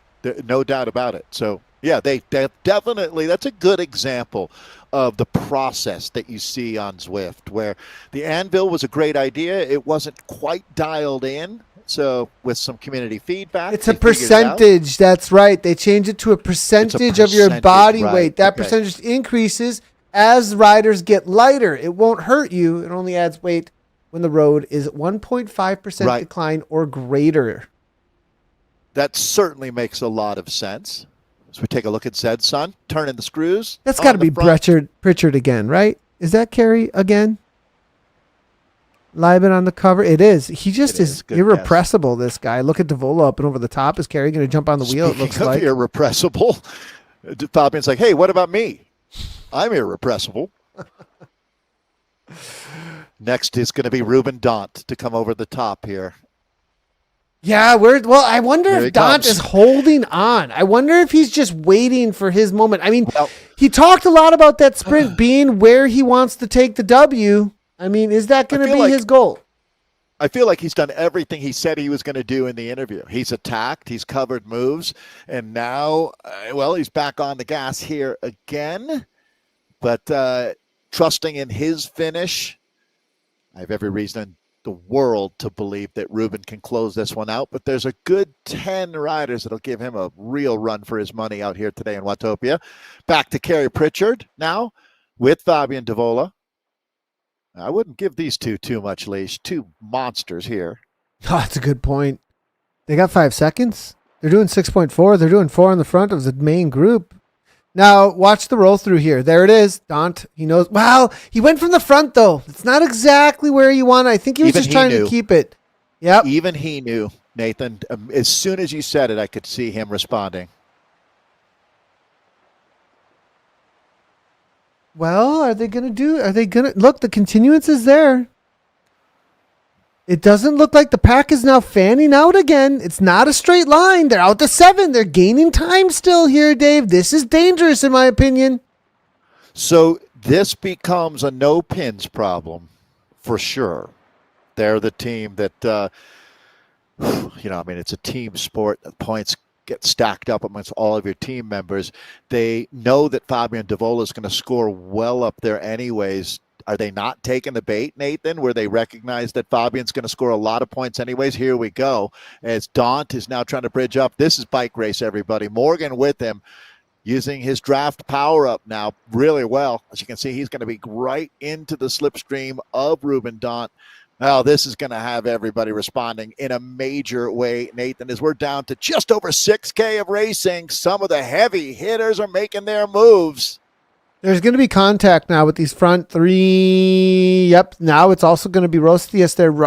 They're also with Rose. It's going to be Nilsson. The main pack here almost off. This has got to be one of those situations where there's just frustration from the pack going, why do you have to keep?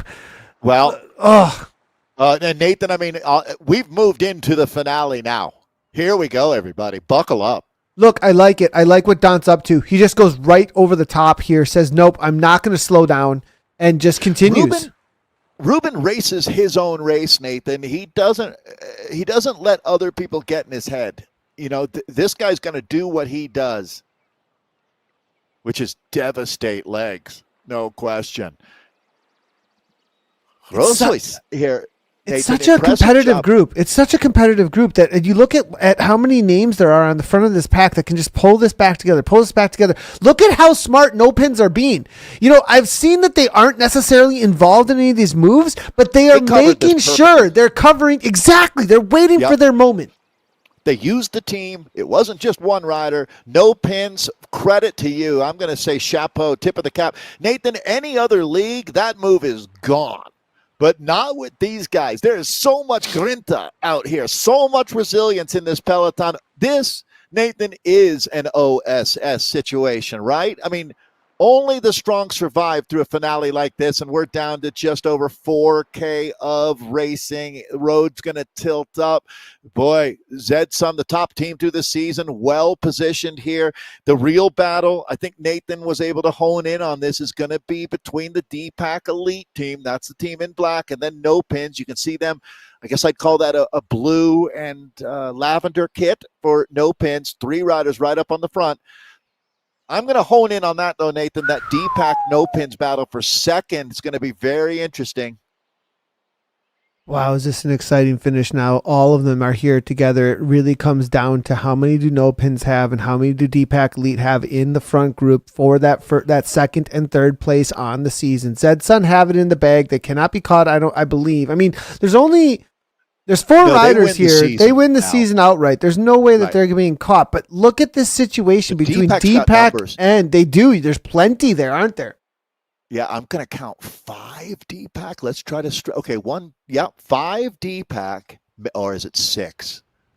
That would be bananas if D-Pack, and I think D-Pack has 6 in this group, Nathan. That's a numerical advantage that might not be overcome by the no pins riders. Let's see how many no pins we've got. Yeah, I think Deepak has an advantage. Just a rough sketch, Nathan.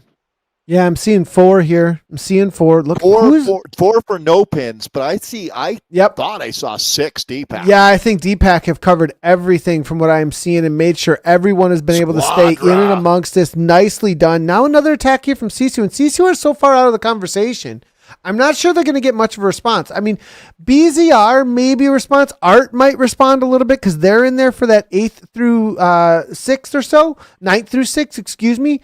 But now look behind here. SRT, struggling to get back on terms. Not going to be able to happen. Wahoo's also here. They're holding down that 6th place right now. Wahoo's on the major defense. I think they're the big losers, actually. Like today, it looks like 1, 2...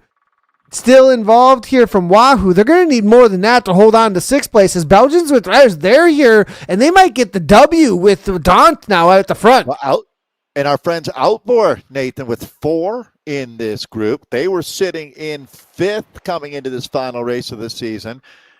But Mutant also, yep, there you go. That's going to be their 4th rider just scooting up into the back of this group. Here comes an attack. Is that going to be Sisu hitting out?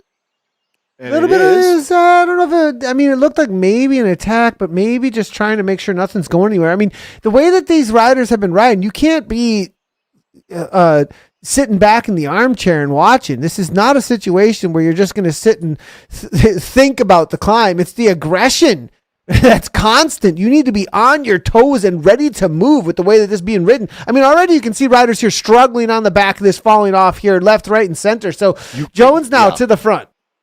Yeah, I mean, the churn, Nathan, you just trying to hold on to good positioning. It's like trying to hold on to a handful of water. It's just not doable as this group is so strong, so many efforts being made. And Sisu just keeping their head above water out here. That's the white and blue kit that we're looking at. This looks like it's going to pretty similar to what we saw from the women, Nathan. Looks like we're going to bring this down to a couple hundred meters to go and then just drop bombs. Anderson, Wahoo to the front. Deepak covering on the front as well. It looks like 2K to go. Outboard toward the back. Now rolling on through. Smart from Devola. Look at him. 5.5, 4.4. Watch Fabian Devola. Just with these little kicks to stay within contention, but not finding himself at the front. 4.8. Easy on the draft. 163 beats per minute. This is the way to do it. You know, and when that attack goes, Fabian's going to start moving up now, but you can kind of surf the group as he has done. Deepak positioning themselves. I would be on my toes right now. Yeah, it's a good question. Is there going to be an early move? Because in the women's race we saw, right? In the women's race we saw the weight, and the final kick. And Lois actually, I think, waited a little bit too long. She had the kick, she had the speed, but she just didn't go in the right time. You saw that, right? Well, but part of it was her teammate. She didn't want to bring anyone up to her teammate as well who won, right? Good call. Yep. Good call. Yep. And she ended up getting 3rd. So she kind of threaded the needle there, didn't she? Got to give a shout out to Kelsey getting up there as well with that group of women. That's the kind of result that really puts some wind in your sails, especially this time of year.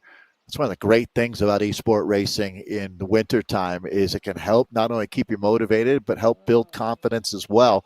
And I tell you, the man who wins out of this group is going to be really feeling some confidence as this is such a tough group. What was that feather power up about? That's a misfire. I mean, that's a huge misfire. I mean, on the downhill. Yeah, I mean, that's one of the things I love about my Zwift plays is that kind of thing doesn't happen to me anymore.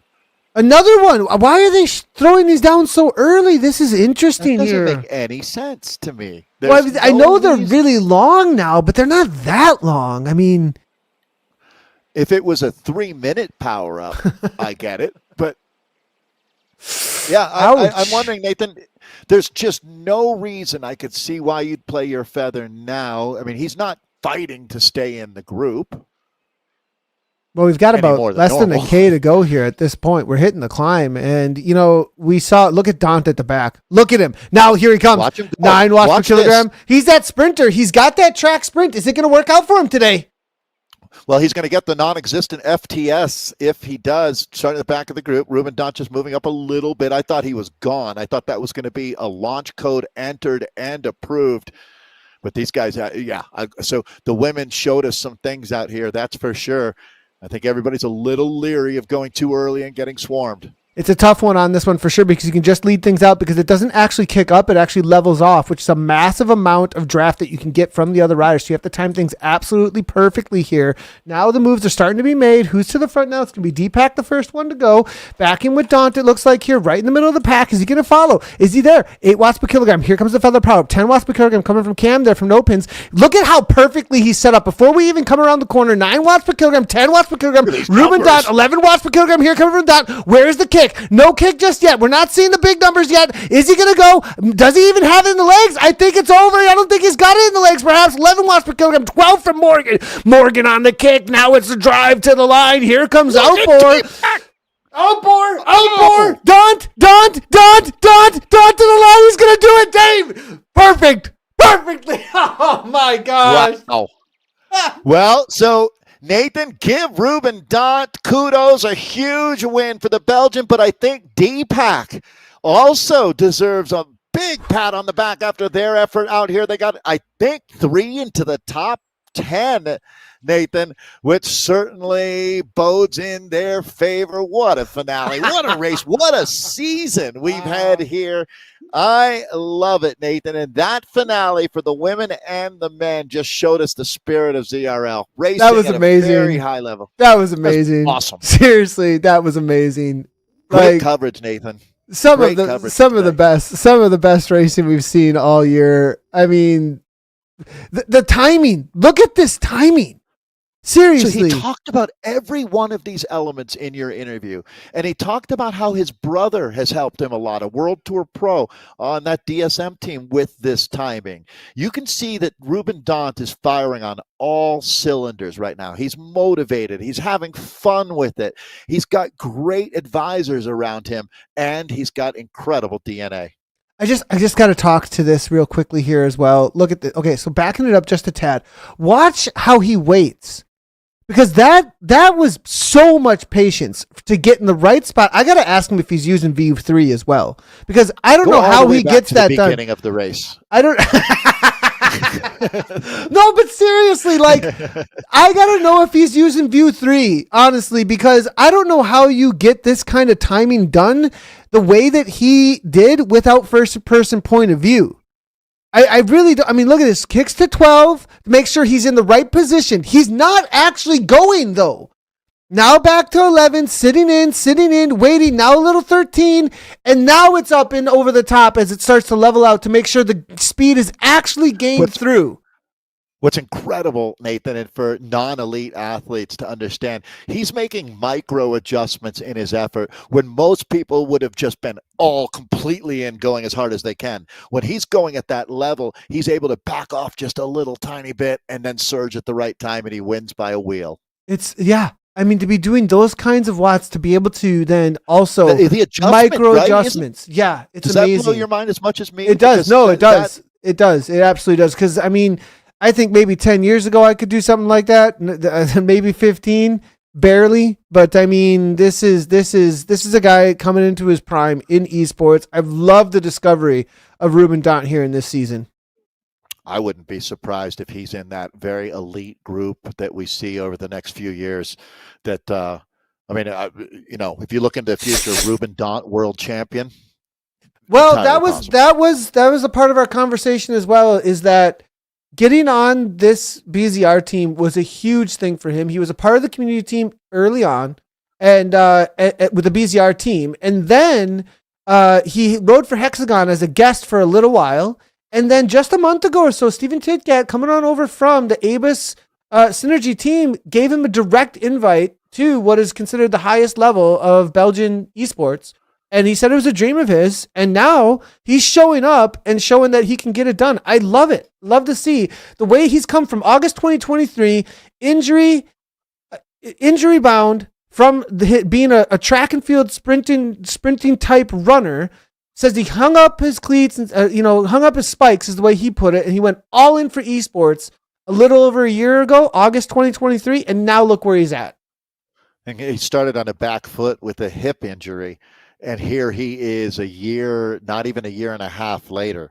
So the ascension in this sport can be mind-blowing. You know, if you're an elite athlete who's got the desire, you can find yourself racing in the A+ group pretty quickly out here. It reminds me of women's racing in the United States. If you've got the ability, you know, we can teach you the fine skills, but if you've got that engine, well, you're going to find a home at the very highest level pretty quickly. But then you get to find out how bike racing really works. That's true. Then you get to find, like how you put that. Then we find out how it really works. Well, from what I'm seeing here, we're not going to be able to show, apologies of the inability to show some of the data out there today, but Zed Sunderpants are going to take that league 90 though to 88. It closed the gap. The gap. They actually closed it down by a lot too. They ended up with 88 points, Dave. Wow. Really impressive job. As I was joking, they wish it was an 8-race season over there at DPAC because they're definitely coming good at the finale of the year. 100%. And, you know, one other thing, no pins out 3, they end up in 3rd. Mutant there in 4th, Outbar 5th. They hold on. So that was all kind of decided already a little bit there. But then Ruben's win bumps BZR way up into 6th place. They actually get a pretty good jump from that. So well done on that as Wahoo falls down to 7th. So that was a big one there. Fun day of racing from tip to tail. Definitely. What a great way to wrap up this season. Well, you know, there's other stuff going on as we'll be on a little bit of a break from the Zwift Racing League. Make sure if you're interested in Zwift Racing League, you like the broadcast, you want to get involved, WTL.racing, get your team together for round number 3. But we also have something going on with ladies, 3 short races, a sprint race, and a queen stage. The Tour de Boudica is happening January 3rd, January 4th, and January 5th. If you want to get involved, registration closes December 27th. So definitely check out Tour de Boudica. You can register still. Go ahead and just do a quick little search. Should come up pretty easily for you as the Tour de Boudica 3-day stage race for the ladies, January 3rd, 4th, and 5th. Absolutely awesome. With Carla Williams is up to helping to put that on. We had a great discussion with her actually at the beginning of the ZRL season, talking about everything that she's doing and the work that she's putting in for the ladies scene out here on Zwift.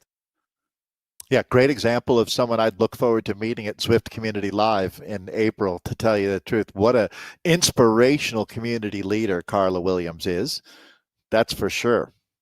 Yeah, and the Warrior Games is a big part of what puts on the total of these tours that they throw down. So Tour de Boudica, a part of that Warrior Games.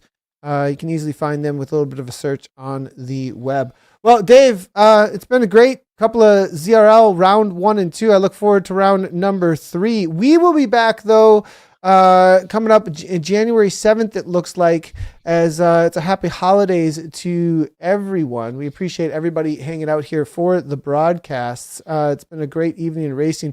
Quick little wrap up here. Final thoughts on this season. Zedson throwing down, Aeonian throwing down. We saw some of the best tactics, some of the best racing here. I think round number 2, to be honest, I think it did outdo round number 1 a little bit. I would agree. I felt like the courses were really dialed in for this season. We saw spirited racing. We saw some upsets. We saw teams that, really came in with a plan and executed. The spirit of the ZRL is alive and well. And I would like to add, Nathan, and you mentioned it during the broadcast a couple of times, that, it's fluid and riders moving to new teams. It's a community where folks are always recruiting. And you've said, and I agree, it seems like Facebook might be antiquated, I guess, in some ways, but it does seem like it works really, really well for the team recruitment process. A lot of folks connect on Facebook. The different apps have different things that they shine at. And I feel like Facebook is a great place to help build your team. Yeah, and there is a spot on Facebook to find a team as well. You head on over to the Zwift Racing League. Facebook page. It's a great place to go ahead. I see posts actually over there all the time, Dave, for people looking for specific teams and some recruitment. So if you're looking for results for the races that we just covered, head on over to WTRL.racing or Zwift Power. Apologies on being unable to bring those up today. We were having a little bit of problem bringing those in. I do say Ruben Dhondt followed up by Axel Kinberg, Ed Morgan. Those are your top 3 out there though today for that. Well, thanks everybody for tuning in though here on Zwift Live. We'll see you January 7th for our next broadcast. And as always, everybody, from Dave and I, appreciate everybody tuning in. And as always, ride on.